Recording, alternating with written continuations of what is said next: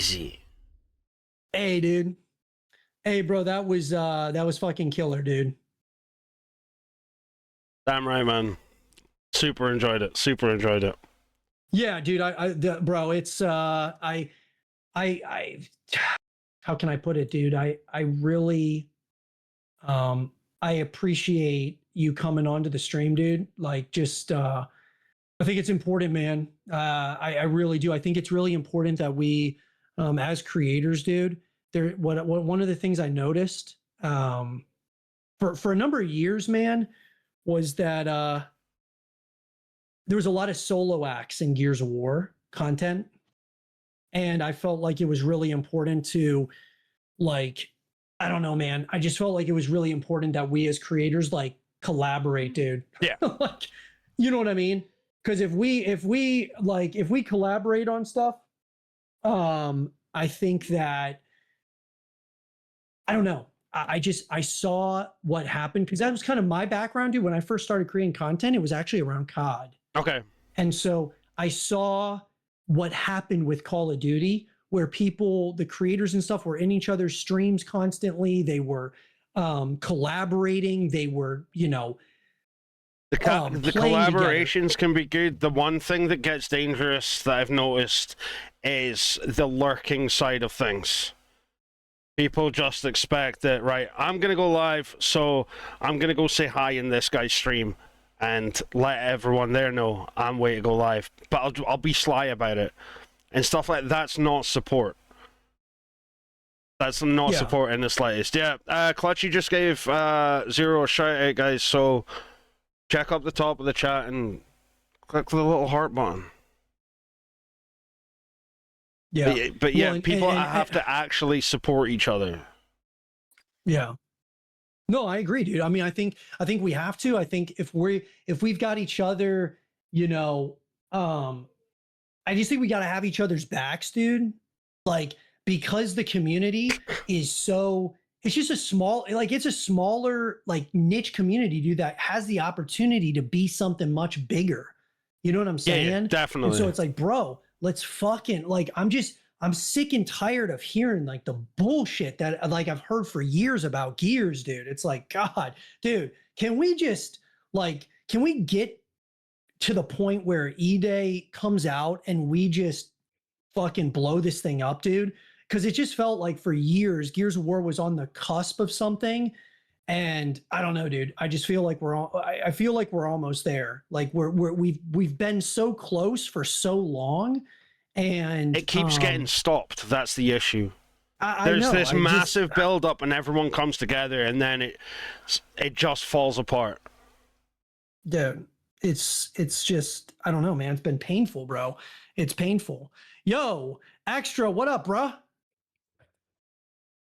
That is the first time I have ever seen that fucking squeaker's face. I'm just gonna say. Oh, man, what's happening, holy dude? Shit. Dude, yeah. Obviously, we got Extra Father up in this corner. Hey, Extra, how you feeling, bro? Feeling good. Fucking hot though. Holy shit. It's warm. I mean, man. You read as fuck. We can tell it's warm. What kind of temperature are you hitting just now, dude? Holy shit! Holy, bro! What happened, bro? Work. It's all work outside, brother. Damn, oh dude. my god! Hell yeah! I can tell where your goggles have been on as well, man. Like, yeah, those lines are clearly fucking visible. Oh man, that holy is good, shit, dude. bro! That is really good. It looks like a drumstick squishy. All right, I gotta turn my camera off now. All right, fair, fair. Yo, what's up? We off? How's it going, bro? Dude, that is fucking funny. Oh man. Well, we got hey, dude, as we've gotten closer here, dude, to this thing, it's like, or I should say, as we've gotten closer to the beta releasing, like, you know what's fascinating, dude, is these conversations that we're starting to have. I've been noticing a number of other people reacting to the stuff that we're talking about. Like there's actually a lot there, and it's good. This is good news because I've had a lot of people in my chats that have, or I should say, in the comment section of some of my videos, they're like, dude, you got to be more positive, bro. And I'm like, hey, dude, I want to be positive about false everything, positivity will fucking end you, though. I'm not going to be a fucking bitch and like just start saying things that people like just want to hear when things might not be great, dude. And I just think that we have to be open about that. Like as a community, we have to realize and acknowledge the things that are great and the things that are not great. And it's like, dude, there's things happening right now at Xbox that are not fucking great, dude. Like, I mean, I'm if it wasn't for people being negative about Gears 6 or like the ending of Gears 5 and really wanted to go back to the start, I don't believe E-Day would have happened. Oh. People were vocal enough that they sort of seen what was happening and went, right, shit, we have to actually switch things up. Go bin that script and we need to start a new one. Yeah. No, I think if Rod was there, we'd still have a Gear 6. Mm-hmm. I think that you're right because he said in an interview that there's going to be a Gear 6 and a Gear 7 and a Gears of War movie. He says all this fucking shit. And then he leaves, goes to Diablo, and he does the same thing to Diablo that he did to us. He's like, oh yeah, there's going to, after Diablo 4, there's going to be a Diablo 5, a Diablo 6. Like, bro, and then he leaves.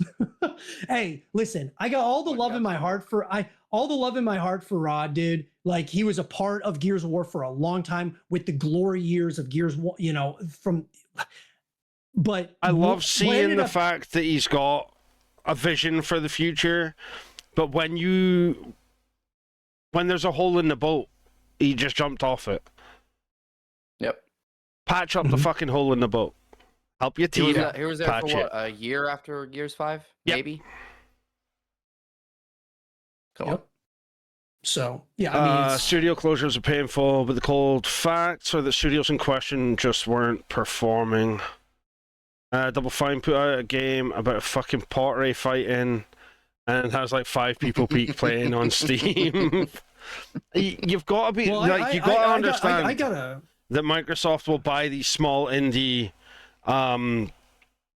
studios and developers and go, right, we're going to give you a bigger budget because we see what you can do with this tiny little baby budget. So we're going to give you a bigger budget, and then they release the same kind of shit on that bigger budget as they did with a budget that is 10% of what they've been handed, and there's no way that Microsoft are going to get that money back. It's not worth them keeping hold. Nothing is stopping that indie developer studio going back to what they were doing beforehand.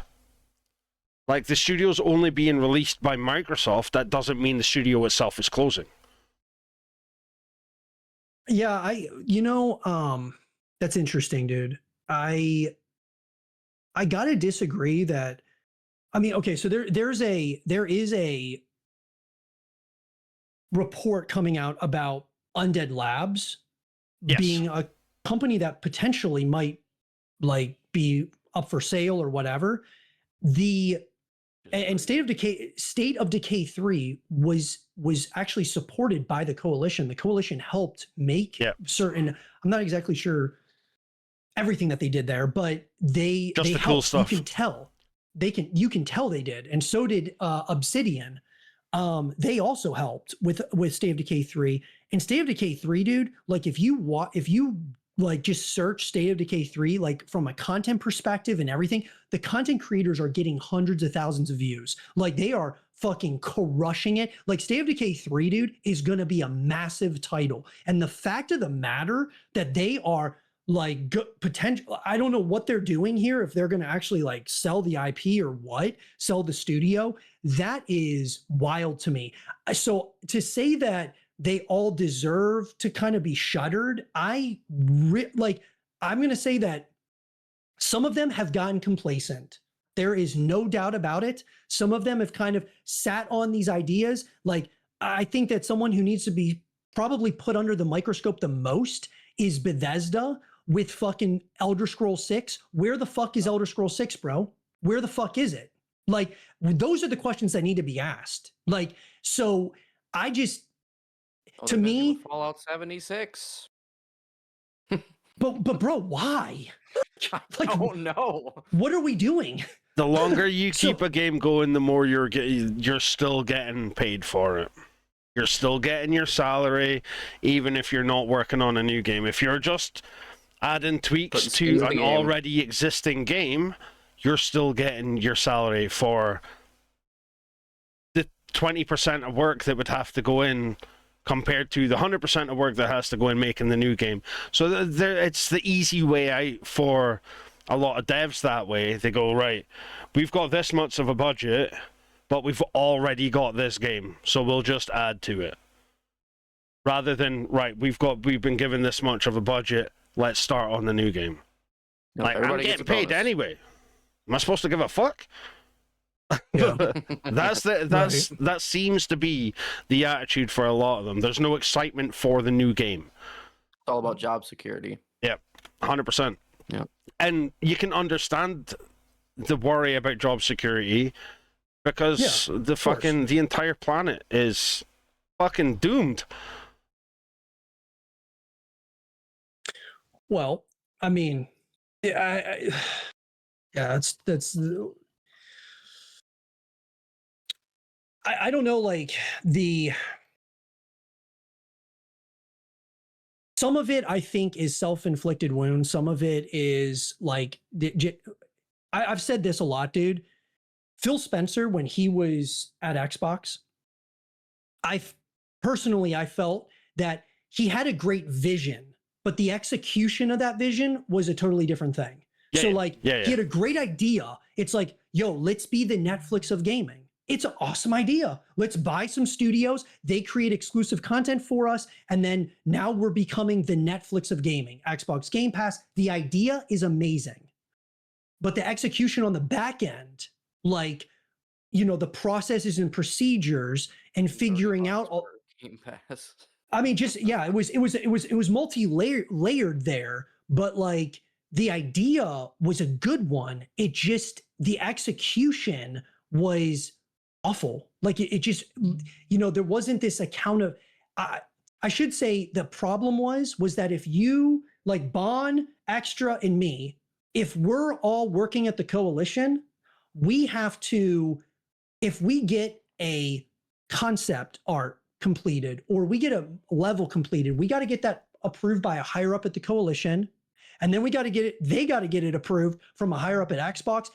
There's too many fucking layers. There's too many cooks in the kitchen where one of them say, nah, that's not good enough, or no, we're not doing that. And then we got to start all over again. Games get put into development hell cycles. Like, look no further than the Perfect Dark game. Look no further than fucking Everwild. Guys, they're paying salaries on these games that have been in the process for fucking 9 years. You want to talk about ballooning budgets and shit? I'll be Bro. all right. I just need spray paint, man. I'll just paint whatever the concept. Dude, I'll just paint it out there. 100%, bro. Like that's the last thing. That's what I need. I need TC to just go. We should fly that guy out to paint our offices. That's what we're looking for. Hey, that's not a bad idea, dude. Like, The artist of Gears of War. yeah, that'd be cool. I mean, hell yeah, dude. I've got a few of the devs Hey. that follow me on Twitter. They're like, "Holy shit, that's pretty fucking cool, dude." I'm like, yeah, well, I could also do that 30 feet fucking tall or 30 meters tall if you wanted me to. Have you talked to any of the developers of the coalition? Maybe. Recently. Not too recently, no. Yeah, Bond. Hey, Extra Bond's like, yo, I signed an NDA, guys. Sorry, shit. man. I painted my own NDA. It's cool. Yeah. No, I mean, so anyways, the situation going on there, it sucks, dude, that people are gonna, whatever happens here, it does suck for sure. It's gonna be, depending on what the extent of this is never, it's not going to be fun. That's for sure. And then on top of all of that, you know, it's all happening around a time where we're getting closer to our game coming out. So there's all this noise about, you know, just gaming in general. And part of the reason why this is all happening is because of artificial intelligence. And Microsoft is one of the companies at the forefront of that. So there is no excuse. Like the excuses need to fucking stop at some point, because the reason why we're here is also partially because of the things that Microsoft has invested into. And they've made the choices too, yeah. They've made the choices to do it. So we got to be fucking real about that. Like, you know, some of this is, yeah, sure, an Xbox issue. Like, Xbox has made decisions that some of them have worked, some of them have not worked. But the reality is that the higher ups at the fucking main, like the big daddy, that being Microsoft, some of those decisions where the jobs are safe. Correct. I mean, I don't know. Are they? I mean, I would say some of them might not be. It's hard to say. I don't know. They're a lot safer than a developer's job. It sounds like Xbox is going to get hit hard, dude. And the finger's going to get pointed to Call of Duty. It's going to get pointed to a number of things. Oh, the previous leadership. Like, you know, they're going to point the finger at someone. And what I want to see personally is I want to see just someone who's still there. Like, people take accountability. It's like, hey, dude, it's on me. Somebody needs to be able to turn around and say, that's exactly it. I fucked up. Let's figure it out.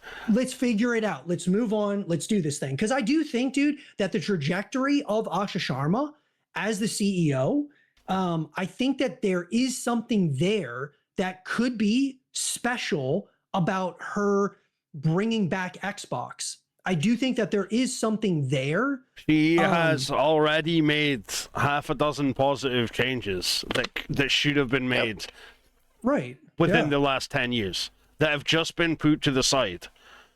She steps up immediately, and one of the best things she stated was, yeah, she was head of AI, but she stated, no, your games are not going to be filled with AI slop. That's not why I'm here. She stated that because she knew what our doubts were right away. Wait a minute, they put somebody right up at the top who was head of AI, that I don't like this, but she comes out right at the bat and goes, I know what you're thinking. That's not what I'm here for. Right. That, to me, was the best thing that she could have opened with. Well, boys, it was fun. I gotta get out of here. Just wanted to say, hey, you know. Yeah. That's him telling us that he's pissed off that there's not going to be enough AI. Oh shit! They're talking about less AI. I'm out. Done. She was the one responsible for Messenger being a niche Facebook add-on to being one of the best messaging apps. I did not know that.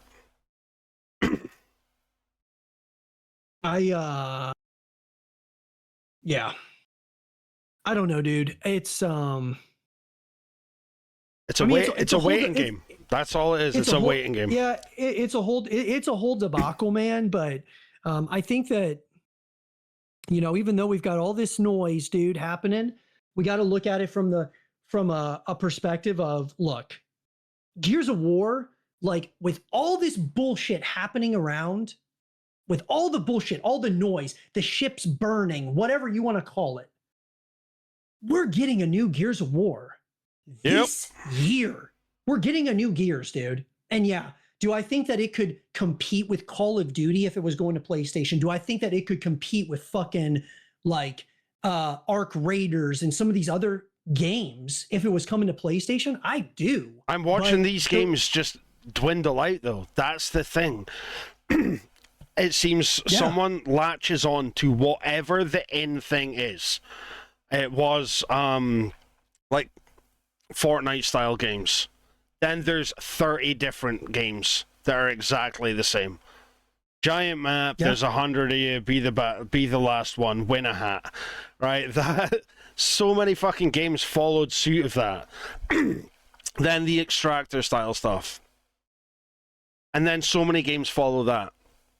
What I do want is, if you look at Gears has stayed its way through. It hasn't changed. It's still stayed what kind of game it is. Yes, it's changed modes and such, but it's still been that same fucking game the entire time. And EA needs to still be that game all the way through. It still needs to be a Gears game. Yeah. I agree with you, dude. Yeah. I think that, you know, I've told a lot of people that one of the things that if you are passionate about Gears of War and you feel like, hey, like I want people to hear my opinions or whatever else. I tell people, dude, you want to know what the best thing to do? Fucking say something about it. Say something, yeah. Make some fucking content, bro. Like, dude, we need more content creators. We need more streamers, dude. Yeah. Like, go, let's fucking go. I mean, when listen, guys, people are always like, they say things like, hey, dude,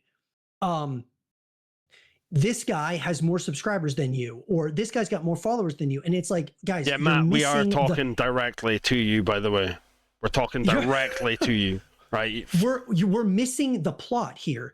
What it needs to be, guys, is, so if Bon comes into my stream and he gets multiple like followers from me, or like people know about him now from me, and he grows and he gets bigger than me, well, that's a good thing, because now the bigger he gets, the bigger I can get too. Like, we can all grow together. Yeah, that's exactly it, man. It's a crazy fucking thing. This isn't a competition, guys. We love Gears of War, dude. So it's like, well, instead of a bunch of solo cogs, well, let's become a fucking squad and blow this shit up. Like, what the fuck are we doing? And so anyways, that's been like my mindset, where it's like, dude, if you feel like you have a voice and you love Gears of War, get on the fucking mic and let's like, and start creating content on YouTube. If you love doing montages, do montages. You love doing cut commentaries, do cut commentaries, do streams, do like, bro, like just do something. Just fucking do something, dude. Yeah. Like, just do it. Like, be a part of this fucking movement, dude. Let's go. So anyways, so I think, bro, at the end of the day, I think that E-Day could present an opportunity that we haven't seen in a long time in Gears of War, for like 100% new creators and creators who have been here and streamers that have been here. It's 20 years later, so it's an entire generation later. Yep. Which means a new generation of content creators. Yeah. That's just more people to add to the pot. That's not, oh my god, these new people are going to take my views. That's more people to fucking add. Streamers also need streamers to watch. Just because I stream, I still need to watch some. I still need to watch YouTube stuff. I still need to go watch other streamers. I'm not going to be like, right, I stream myself, therefore I do not go on Twitch unless I am live. And y'all can fuck yourselves. Right. That's such a shitty attitude to have. Like, no, I can't support him because I've got my own channel. Or I can't support those other guys because I've got my own channel. Whoop-de-fucking-do, man. Like, you should be supporting them. They support you, you support them. But like we were saying earlier, actual support. None of this, I'm lurking while I stream bullshit. Because while I'm live, I'm not tabbing anyone up because I'm not able to sit and watch their stream. Right.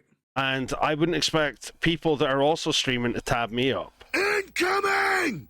Yo, Mojo with another fucking 5-bomb. Let's go, bro. Much appreciated. Fuck yeah, dude. Hell yeah, bro. Vexed gets one. J Rich gets one. Lancer Queen gets one. Airlines gets one. And Smoking Stash. He apparently does have a banging mustache, by the way. Let's fucking go, bro. Yeah, what's up, Cheeks? Love that shit.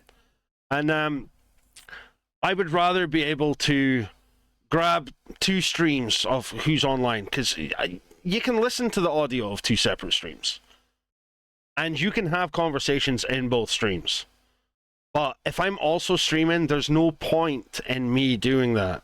Now, if someone's trying to hit their affiliate or making any kind of push, I'm more than happy to have them tabbed up while I'm live. Because there's a specific reason that they're needing that number. But I'd rather be able to give somebody like my attention rather than them knowing that I'm live and I've only got his stream up as like a background support. Right. I think the background support can be quite empty. But some people go about it specifically that way. There's some supporters that genuinely will have 10 people tabbed up just because they want to help with numbers. Stuff like that I think is fucking awesome. Like, they're doing their own thing and they've got 10 different streams and they're chatting in all the fucking different streams. And it's crazy to me. Like, fucking 10 points on you, but they're at the time they're not going to be focusing on their own stream. I think to make your own stream better, you need to be focusing on your own stream rather than having 2 people tabbed up and trying to have conversations in there while having a conversation with your own chat and playing games to keep your own chat entertained. Because at that point, you're just half-assing everything instead of whole-assing one thing. Right. No, I agree with that, dude. I mean, I think, yeah. Honestly, I mean, as we go here, and certainly with the beta and everything else, we're gonna see waves, dude, and we just got to ride those waves, you know, because there's gonna be waves of, just unbelievable opportunity for us, man. Yeah, you definitely. know? I think there's gonna be huge opportunity, man, where we can all. Hey, dude, do you think that there's going to be community-driven events that the coalition puts on? You think they're going to fly out creators, streamers, and stuff out to a warehouse? I am hoping that the coalition open up their partner program again. The coalition army. Well, there was 2 layers to it. There's a coalition army, yeah, and then there was the coalition partnership. Yeah. And a lot of the partners, they got flown out to go visit the offices and stuff. That would be fucking unbelievably cool. I feel like they should have one program. Is it just me, or should we not have 2? Just keep it centralized. The reason it was handy having the 2 is that the partnership program had a bit of say. If people are that's one thing they need to do, like have this partnership program where community members have the ability to be in direct contact with devs for letting them know about bugs, letting them know about glitches, letting them know about cheaters. But you can't be a dick, you have to be a trusted member. Because anybody can just get beaten by someone and go, he's cheating, and right. That guy ends up with a ban for no reason. So if it's a trusted member, here's your proof, here's your clip of him cheating, blah, blah, blah. It can be then taken. And then you've got, like, the extra perks. Like, being part of the coalition army, we got sent so many assets, like different character skins, like high-quality images, that had no back, that were all transparent PNGs. We got... Oh, you mean like for like thumbnails and shit? Yeah, all the different game mode logos. Right. We got all the map overlays. We got all that sent to us, which is obviously very handy for making thumbnails and stuff like that. But having that one step extra where somebody has direct contact with the devs is obviously going to be handy. 100%. So yeah, if they open that up, they need to make sure that we need a community manager. That's one thing that's been lacking in the last few years. Sorry, I'm gonna have to be a shitty lurker. It's alright, Rambo. I'm used to it, bro. What's happening, dude? Having that community manager is so good. We had Dana for, so long, dude. I mean, even going far back, and you had like Octus and stuff like that. That was all people that dealt with the community, so the studio could get on with their shit. Yep. You don't want to be bugging the studio. Have a middleman that can go, right, this is what the guys are thinking. Do whatever you want with this information. Having that one guy is very, very helpful. If they do that, I think that makes a difference in it lets the community know that we're being listened to. It lets them know that the players actually are important, and it's not just a single bunch of people that they're listening to. They need to listen to 100,000 people rather than listen to 20 people. I feel like as a developer, your job as the developer is to have an overall pulse on your community. Yeah. Like to know, like, generally speaking, what the vast majority of people want or don't want in updates and things of that nature. You know what I'm saying? Yeah, 100%. I think there was too much confusion beforehand. I feel like the community and the developer working together as like a cohesive unit is ways that fan bases, franchises grow significantly. Yeah. You know, I think of, you think of like Fortnite, how Fortnite started and where its trajectory led them. Unbelievable. I mean, it was just like, it's a crazy story. And it's not slowing down. Right. And so anyways, I'm like, I think the secret is just stay connected with your community and have a general pulse on what's kind of going on in the community. And I think that if you do the right thing and you kind of listen to what the overall consensus from the community is, I don't know, dude, I think you're golden. But they need a voice of reason, though. They need a voice of reason. Of course. That's the problem that they had in Gears 4, is that they listened too much. That's why we had a tuning update every single Thursday, and I'd be reading the patch notes before I loaded up the game, and I've noticed that they've changed Nasher tuning every single week. There's absolute cheeks. They did not only listen to pros. That is the most bullshit thing that a casual player can say. That is the thing that casual players think they only listen to pros. Pro players will happily tell you that there's so much within the games that they were not listened to. And the voice of reason needs to be able to say, do not change that. Once they find a Nasher tuning that is fucking balanced as well as it can be, they can't make it any better, players will adapt. That's what you've got to work with, so you adapt to learn, and everyone has to learn to adapt to play with that. Well, with Gimme the Cheeks, like the thing is that overall, it's not like they only listen to pros. What I will say about that is they took Gears 5, and what do you think about this, Bon? I feel like they took Gears 5 from the success of what was Gears of War 4 and like the esports scene. I felt like the esports scene with Gears of War 4 was like perfect. Peak. It was perfect. It was perfect, right? They kind of leaned even heavier into that with Gears 5, and so it felt like the game, they kind of leaned in really heavy into the competitive kind of nature of Gears 5. That would have worked had lockdown not happened.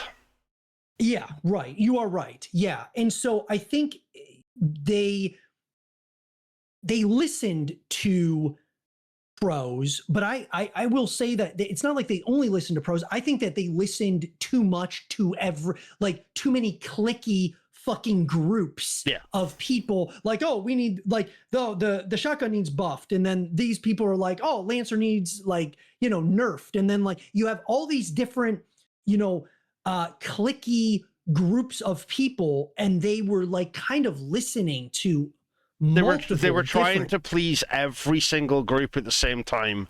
Correct. And it fucked everything up. It did. Because 1 week, right, the Nasher would be fine, and then they would make it a little bit stronger, or just the bullet spread a little bit more, and then a certain group would go, no, it's too much. So they go, okay, we'll put it back. The first group's now saying, why did you put it back? It was like perfect once you changed it. It all depends on a specific player's play style, how they read mechanics, if they can tell the difference between chunk range and not chunk range. All of that comes down to the player, not the tuning, because no matter what tuning you're given, you have to learn that tuning. So if you're given a tuning that's shitty and you spend 3 weeks on that shitty tuning, you're going to know how that tuning works, and that's it. But we never got the 3 weeks to be able to learn any tuning. It changed every week. They made Pro League go an entire season with one tuning, and then they did 2 days at a LAN on one tuning, and then they updated it. They had to play finals day on a different tuning that they had played the entire season on. That's bullshit. You just hold off from doing that update for 3 fucking days till that tournament's done. You don't put them in that boat. They've spent 12 hours every day for the last 6 months playing on one tuning for you to change it on the most important day of the tournament. Yeah. You forgot Gears 5 was like only 6 months before COVID hit? Yeah, exactly. And that is what killed Gears esports. Because Gears is so fast that you can't, like, there's no fairness in playing it. Like, if you're playing it at that high a skill level, then a 10 ping difference is massive. To us playing it in competitive and ranked, a 40 ping difference is not much. But if you're playing it super, super high skill level, 10 ping difference is massive. Are the servers down? I don't know. Maybe they shut the servers down so we could do this podcast. The one thing I will say about that though is, COVID hit, and yeah, it really shuttered everything. I mean, to its core. The one thing I will say about that though is what we didn't have enough of back then was the guys and girls that were competing in Gears of War and Gears of War's Pro Circuit and then Gears Esports.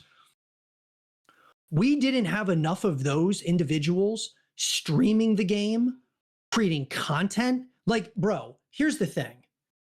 The Call of Duty they're able to withstand anything. And the reason why they're able to do it is because of the online presence. You have content creators that are creating content around the game. Then they build brands around themselves. And then those people, the fans, want to watch them compete at the highest level. So then the esports scene gets a bump. So what we didn't have with Gears Esports was we had all these guys collecting salaries and not really streaming the game, not creating content. And ultimately, when you don't have that, you can do it at some point where you just show up, scrim, and you show up and play. But we aren't there yet. Like, we were never there. Like, we have to get there. And the way you get there is by content. You got to build this fucking shit. You got to, you've got to build a brand around yourself. And then those people want to watch you compete at the highest level. Yeah. So as a pro player, I look at, I'll give you an example. Icy is fucking crushing it, dude. Icy right now, if he competes with Gears of War E-Day, if there is a competitive, pro circuit scene with E-Day, Icy is going to, dude, he's going to blow up. Nick has forever been my all-time favorite Gears player. He was the first person to ever get Gears artwork from me. I did a classic Marcus for him, and in return he sent me his fucking reciprocity jersey. Nobody has to do that shit. Which then gave me the idea of, right, I'll speak to some of the other pros and see if they want to do trades. I did work for Avexis, I did work for Franchise, so I've got their jerseys and stuff here. And all that kind of stuff just shows how tight some people are with the community that have helped them get to where they are, rather than if you look at other pros that you haven't seen since the end of that last major. Hey, Bon, answer this question for me. Is Fortnite as big as it is or was if Ninja was not creating content? If fucking Nick Merckx was not creating content? If Courage JD was not creating content? if they're not creating content, and then you had the best players in the world like Tfue and fucking Cloaksy and all these guys, if they're not creating content, well, bro, like, how are new people finding it? How are new people finding it in that case? Exactly, dude. So it's like we have to build the scene, and so it can't just be like Bon is streaming constantly. Okay, like so he's streaming. I'm creating content on YouTube, right, consistently. But it can't just be us or, you know, Shadows and Abs and XTRAFATHER and fucking Carmine and like Icy and Domes and Avexis. Bro, there's got to be fucking like 50, 100, 200. It's got to be a lot of fucking people, dude, that are locked into doing this. And especially the people at the that are playing at the highest level. Dude, if you are really good at Gears of War, why the fuck are you not? Why aren't you creating content? I mean, at least streaming, dude.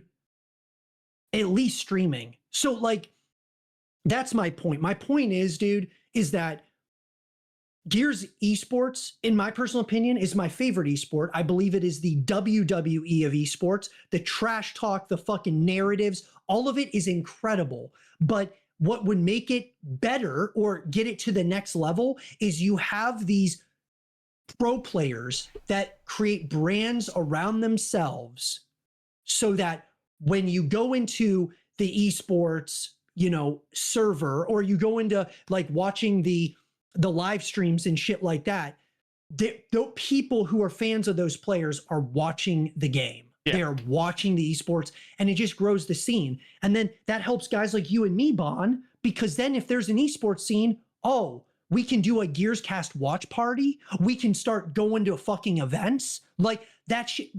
We can start continuing to help blow this thing up. Yeah, 100%. But what I'm saying is that it can't just be some creators or just some streamers. It's got to be also, if you're going to have competitive players in a competitive scene, bro, they've got to help grow this thing to a certain extent. And the way you do it is through content. I saw it happen with Call of Duty. Yeah. So I know they have the blueprint.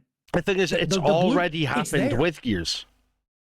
Right. It happened in Gears 4. It happened. It was fucking huge. And then I will put a lot of blame down to lockdown. That fucking really fucked everything up for a lot of people. But it also helped start a lot of other people. Right. I mean, it kickstarted me.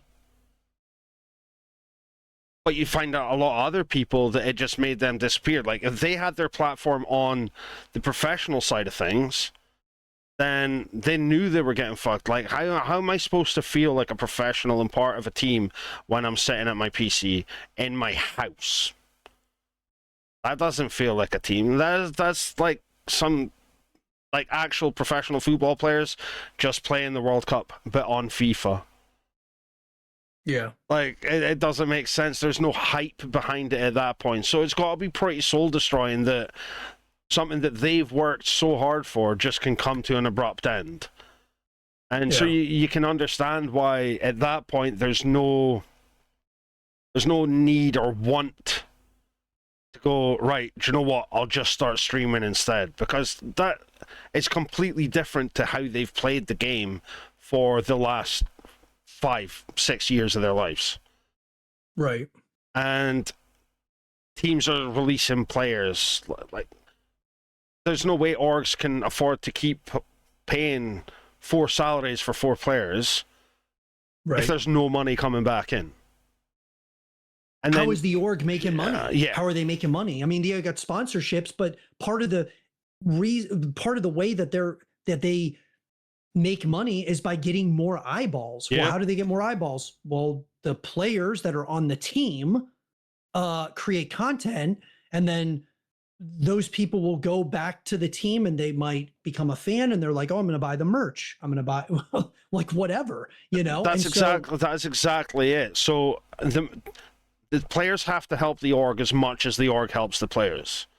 100%. So unless you're bringing in numbers for me, what's the fucking point of me still paying you a salary? Right. And that's from strictly a business side of thing. An organization is a business, not just a bunch of buddies. Like, they have fees. They have bills to pay. You can't just go, I'm going to start an org right now. Want to be in it? There's no pay. And well, if there's no pay, what's the point in me joining your org?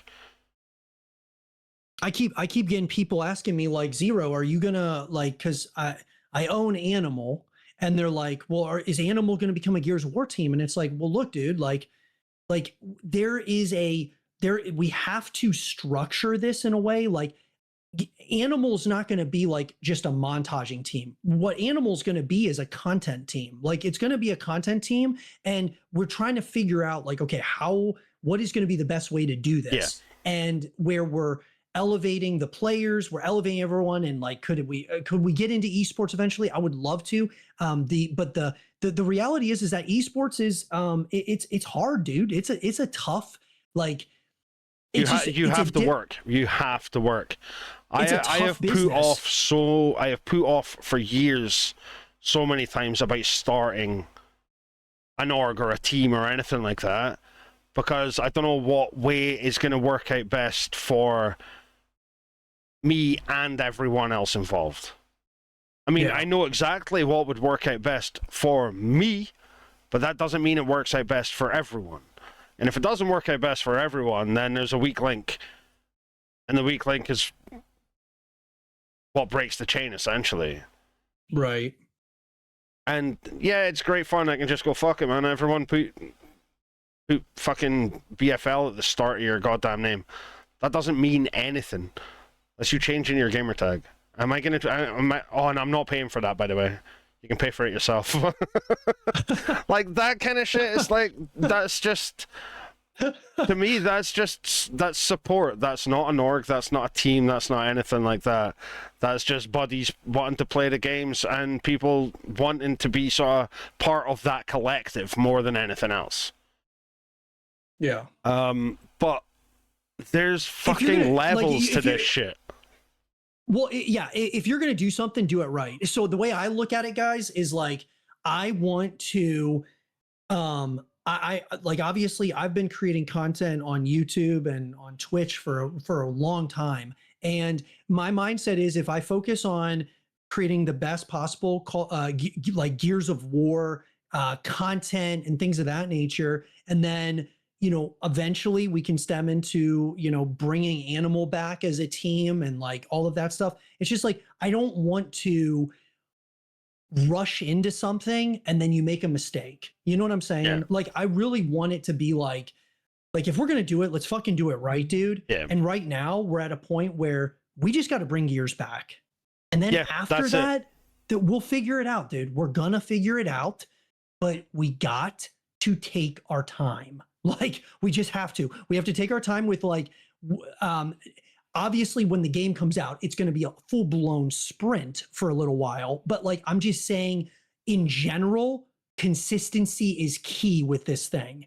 We are on a marathon, and over the course of this journey, dude, it's gonna be a fucking movie. So you're gonna have sprints in this marathon, but like, we have to remember, it's a marathon. It is not just a sprint and then we're done and then, you know, we're moving on to the next game. Like, no, dude, like, let's work together as a unit to bring Gears of War back.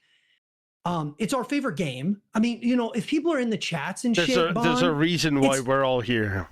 That's why we're here, dude. We love this fucking game, dude. Bro, you told me your story earlier about, you know, with playing Gears of War back in 2006. I got Gears of War 1, dude, as a bundle, not even knowing what Gears of War was.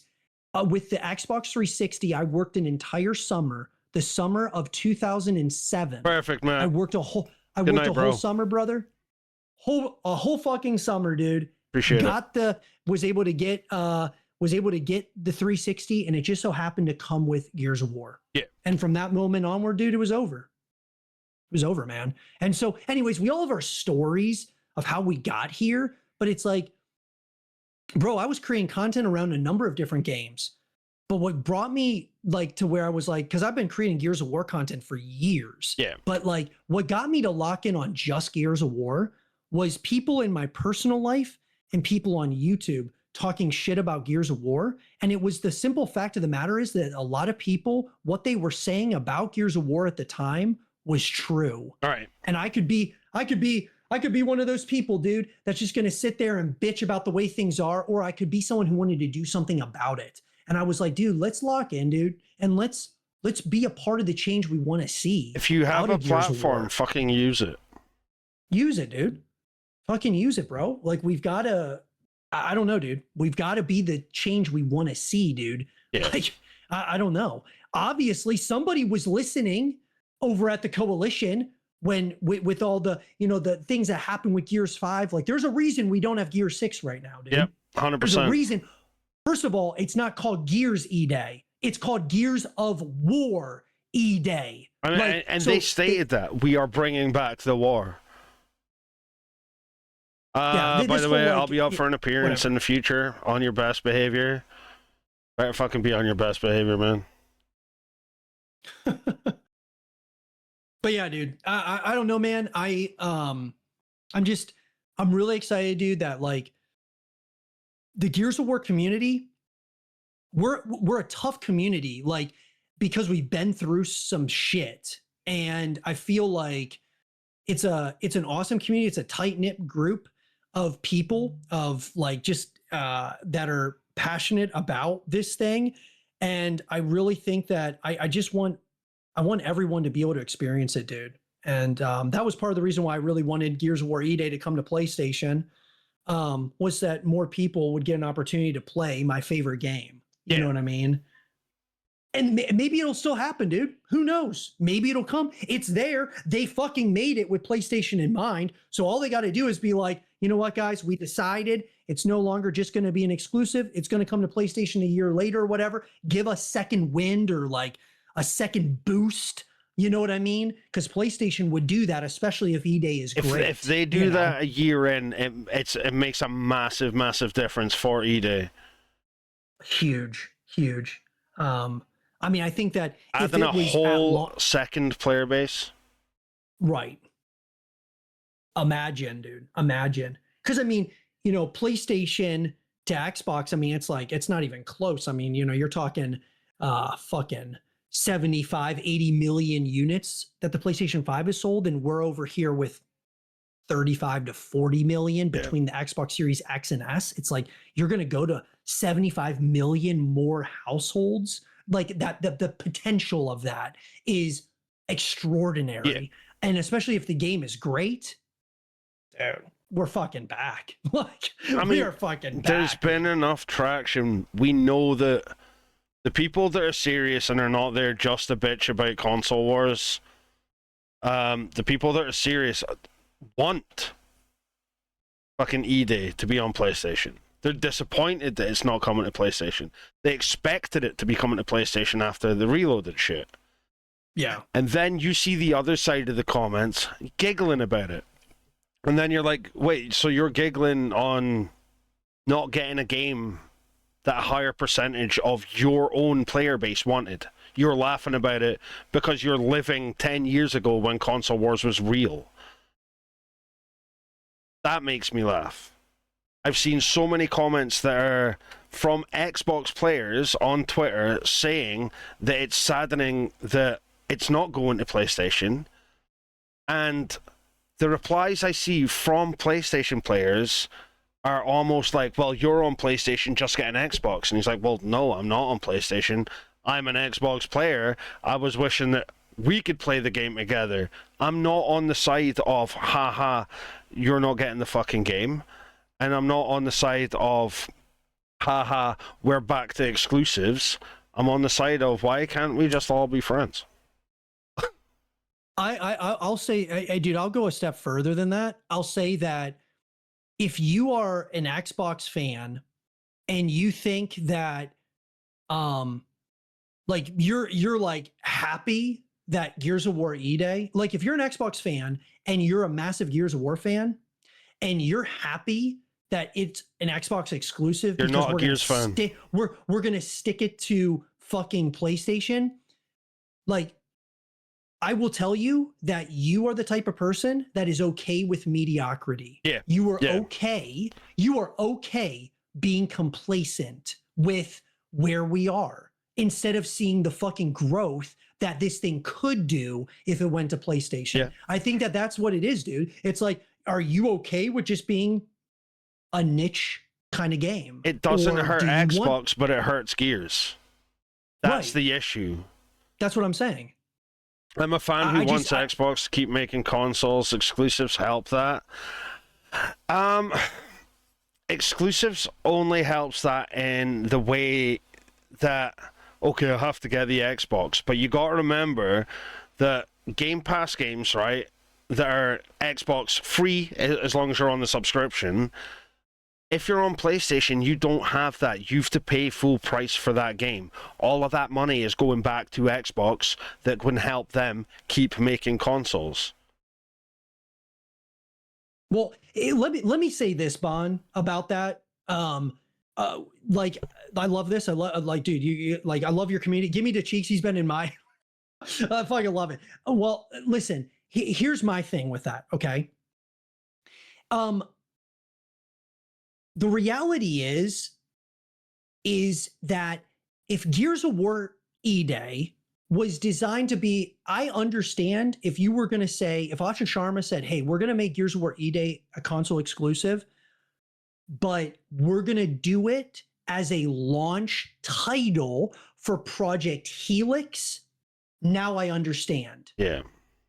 But we have the Xbox Series X and S have been out for how many years, Bon? How long has the PlayStation 5 been out? Everyone's kind of chosen what console they wanted. So if Gears of War E-Day was going to be a console exclusive, I think that it should have been a launch title for the next console, because then it's like people are kind of deciding, okay, do I want the PS6? Which one do I want to go for? Yeah. Correct. Exactly. And in all reality, guys, like the underlying issue, in my personal opinion, is that it's not so much an exclusive like issue as much as it is a creative issue.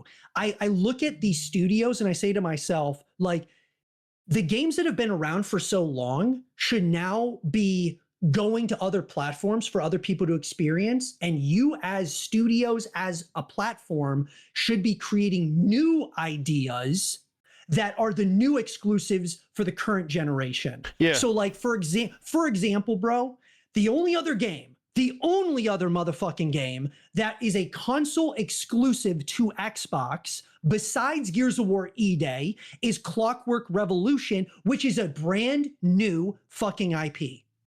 That's the shit that should be like exclusives, are new IPs that can help push the Xbox brand or whatever. Like in the future, Gears of War has been around for 20 years and it should be allowed to go to the other consoles just to see what we've got here. Is this the third person Call of Duty? Like, could this be as big as COD? Like, could it be as big as whatever, Arc Raiders? Or you're not going to know if it's handcuffed to one console. I'm sorry. You're not going to know, because even a game like God of War, well, God of War Ragnarok sold 10 million copies. How many more copies would it sell if it went to Xbox? Probably another 5 million, maybe even more than that. Who the fuck knows? So what I'm saying is it goes both ways. At some point, these games should go onto other platforms to expand the fan bases, and you as a developer or as a publisher need to come out with new ideas that are the new exclusives. Yeah, it makes sense. That's how I look at it, dude. I don't know. I mean, it definitely makes sense. It's like, you know, if you were going to make Gears of War E-Day an exclusive, I get it. If you were like, this is going to sell at Project Helix, because Cliffy B even stated that Gears of War sold Xbox when it came out. It sold Xbox 360s. Well, I mean, if you look back then, it was the Xbox 360 was only supposed to launch with 256 mega RAM. But Gears looked so shit on 256 mega RAM that they went, all right, fine, we'll double it. Gears is the only reason that the 360 had 512 mega RAM. It's the only fucking reason that the graphics were so good on that console. It's the only reason the console was as powerful as it was. That's the kind of shit that sells consoles. Yeah, I agree, dude. I agree. For me, it's like you putting Gears of War E-Day as an Xbox console exclusive. Is it really going to get other people to buy an Xbox? I'm like, I mean, I don't would really if the prices were lower. Yeah, or they bundled it, right? Yeah. They bundle it with E-Day, like an E-Day fucking Xbox Series X bundle or some shit. I mean, I don't know, but like it. And then on top of that, I mean, dude, look, I love Xbox. I love Xbox Game Pass. But should E-Day have come to Game Pass day one if it's an Xbox exclusive? Because I'm sitting here and I'm like thinking to myself, like, okay, if the numbers are right, that are reported 400 million, let's even say half of that. Half of it was for Clockwork Revolution. The other half was for E-Day. $200 million. Okay. So, and that's not including marketing. So we got to make this money back. And you're going to go to Game Pass day one. And you're going to be an Xbox console exclusive. In my mind, I'm like, okay. And you're releasing 2 weeks before COD. Okay. How are we going to make this? How are they going to judge like they made the money back? Like if a bunch of people are just playing it on Game Pass for free. And I understand that Gears 5 was massive for Game Pass. It was fucking massive for Game Pass. But like, does that equal sales? I mean, it equals a subscription and it equals people maybe buying monetization shit inside of the game. But actual like copies sold is a whole nother thing. So I don't know like how they gauge that, but I'm like, if you're telling me, let's say it's a $400 million budget, Bon, we're talking, you got to sell, I mean, 5.5 to 6 million copies to break even off of a $70 game. One of the bonuses, I'm just looking at some numbers here, and it is. I'm just like thinking to myself, like, how do we get there? How the expected partner asks, Lego Star Wars 2. No, Lego Star Wars 35 million. The studio got to have that on Game Pass day one. Red Dead 2 they get 5 mil a month to have it on. GTA 5 between 12 and 15 mil a month. Mortal Kombat 1, 250 million up front to put it on Game Pass day one. Are there any Xbox exclusives on there? Like that you know what I'm saying? That we can see, like we can gauge that? Like, is there like a console exclusive to Xbox that like Grounded 2 or fucking whatever? Gears 5? I mean... Nope. Assassin's Creed Mirage, 100 mil. Baldur's Gate. So I mean, like that's the. I guess that's the thing that we don't know. We don't understand. Maybe you understand it. I don't understand how they're like, okay, this. It's kind of like, it's almost like Netflix. Like if you think about Netflix, it's like if a new movie goes out on Netflix, Bon, how do they judge whether they made their money back or not? You know what I'm saying? Like you watch the movie on Netflix, but you're watching it as a subscription. Yeah. So like you're not paying. You're not. I assume on something like that, it's got to be how many views that movie itself gets. Right? It has to be like that. So it has to be. They then obviously with it going on Game Pass, it's a one-off payment, but they have to judge it on how many specific downloads. And it can't be... Do you think it's downloads or it's playtime? It can't be a case of downloads... Like, I can download Gears 5 3 times, 5 times. It's all in the same price. So it's got to be how many specific per player downloads. That's where your numbers are, like IP style. Not because, I mean, somebody can go make 10 fucking Smurf accounts. That's still on the one payment. That's the one subscription still. Yeah. There's so many different things that come into it logistically to try and make a sense of how many players are actually playing. How many players have actually downloaded it. I mean, I can download it once and have 4 people playing it.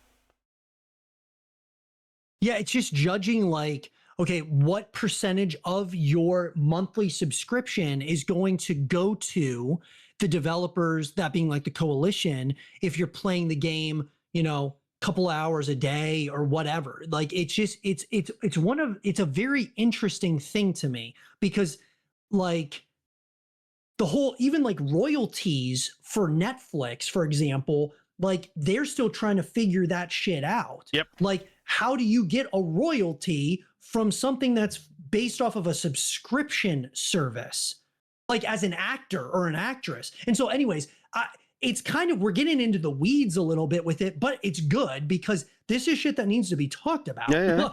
Like it needs to be talked about. And so anyways, I personally, do you think that it should have came to Game Pass day one?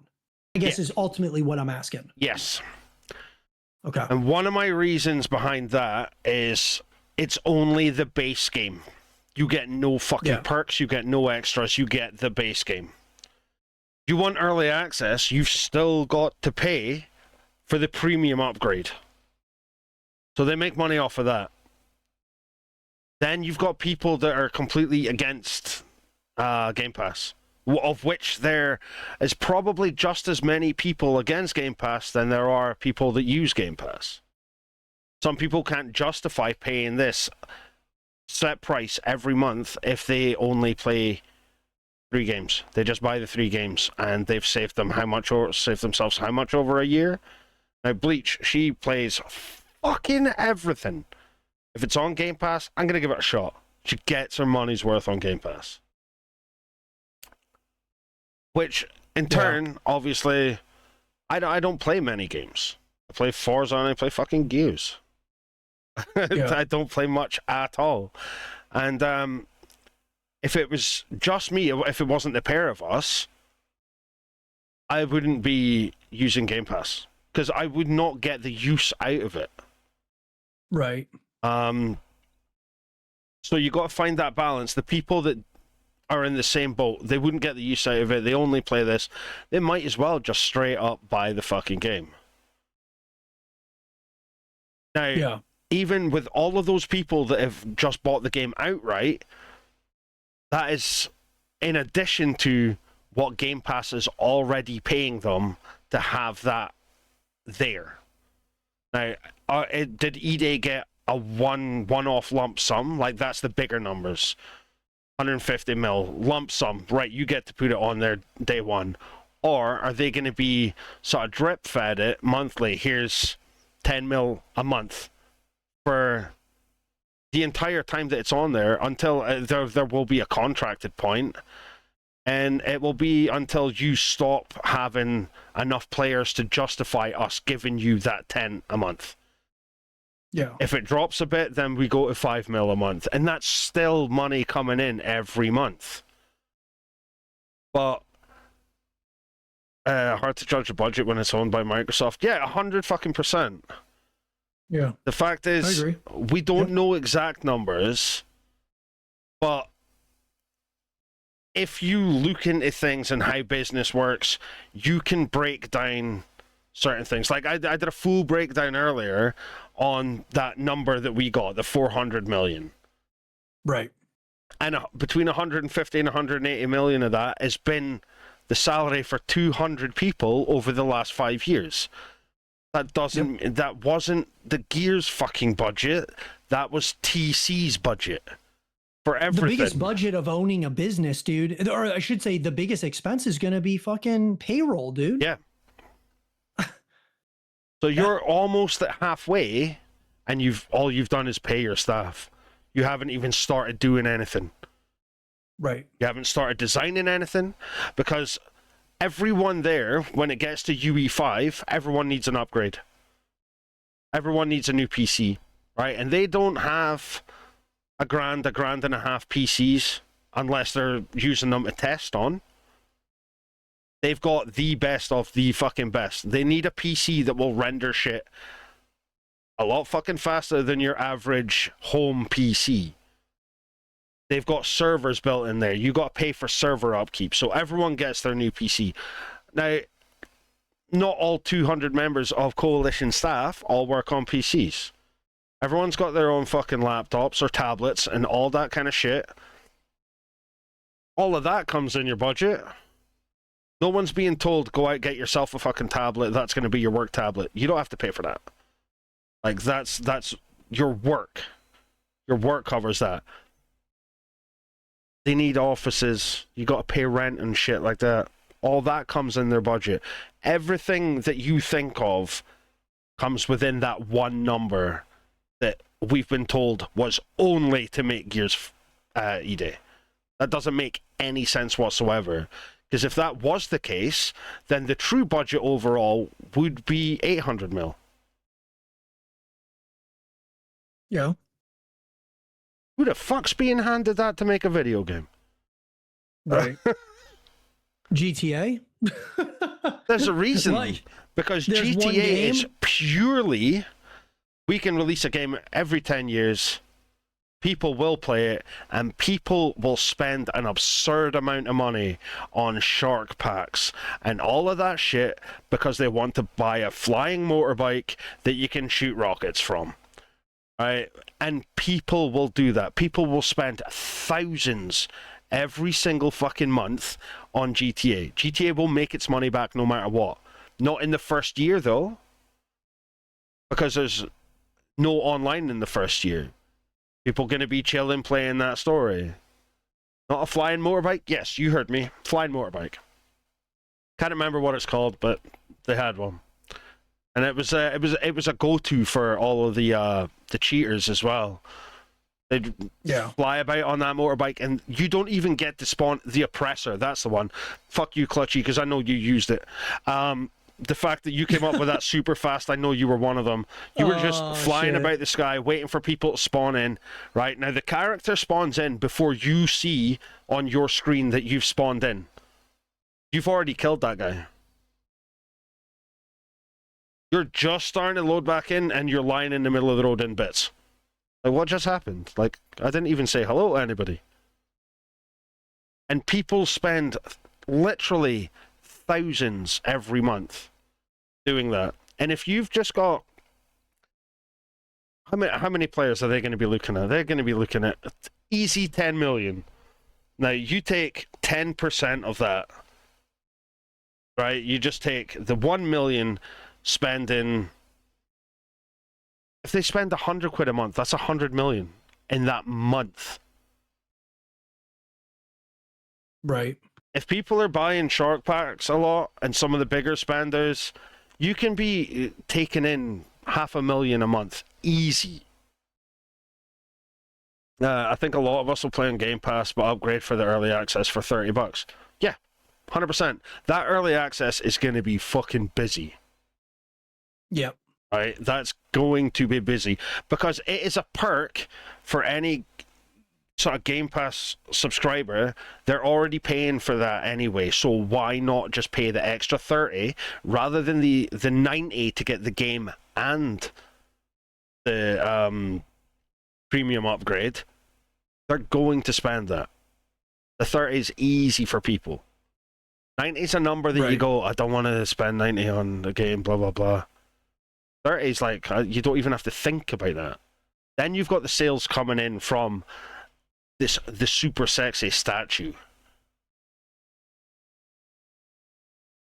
All of that, I mean, that comes with the game. So obviously, a percentage of that is going straight back to the studio. There's so many different points. The artwork, the book that's out in December. Now, that's artwork that is specifically made by the people at TC, which means it's their fucking copyright, which means the money goes back to them. Yep. The only thing they've had to pay for is getting it produced.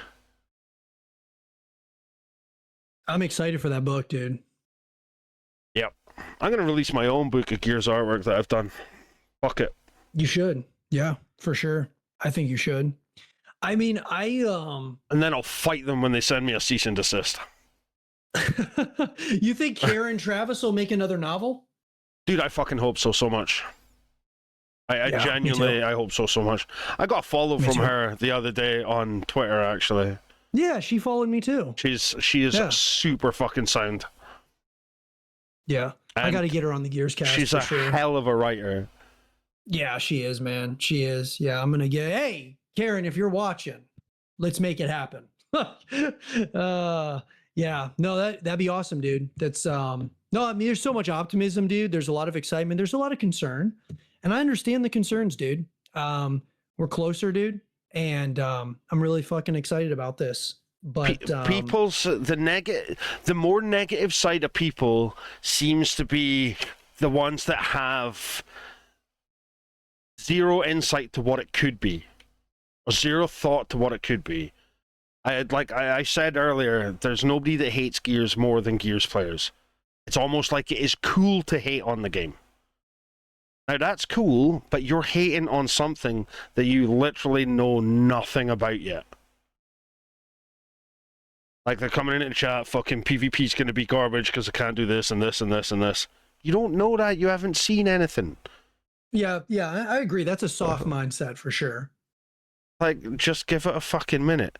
Who knows? You Yep. might load it up and go, shit, man, this is actually better than anything I've ever played. Or you can go, oh man, it's not as good as Gears 2. I wish Gears 2 was back. Fucking move forward. Yeah. Stop being stuck in the last 20 years. Just move forward. It's not difficult. Scared of change. People are scared of change, man. Yeah, no, I mean, I'm excited for the change, man. I just think we need it. It's a breath of fresh air. We're gonna all be on square one here. It's a new game at the end of the day. It's new life, dude, in Yeah. Gears of War. I mean, from the story to the multiplayer to the co-op modes. I mean, all of it, dude, is gonna work as this ecosystem to give us like not just days, but months upon years of conversation and things to talk about and play and like just enjoy, dude. And so feel like a kid at Christmas, dude. If we Really. can if we can play a subpar game every fucking day for 7 years, then what can we do with a good game? Because we all still keep putting that effort into Gears 5. For as broken as it is, it ended in a good place, right? It did. You're right. It's the best it could have been. Correct. It could have been Totally much worse. It had been much worse, but it ended up with a tuning that was fairly balanced. Yes, you still get shit on by the game. Yes, there's shots that shouldn't exist. But it ended in generally a fucking good place. Yeah, it did. I'm with you, dude. I really am. I'm with you. I think my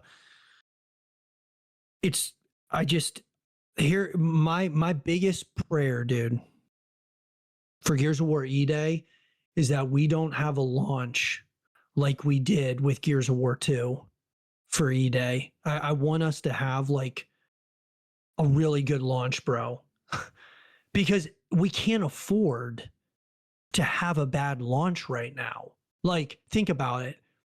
That You have the launch of Gears 5. Launch, Look at that, for example. That Gears 5 launched a broken fucking game. that's what I'm saying. It didn't even work in the wasn't it the EU that you guys were? I mean, it was like the campaign was as the buggiest it could ever be.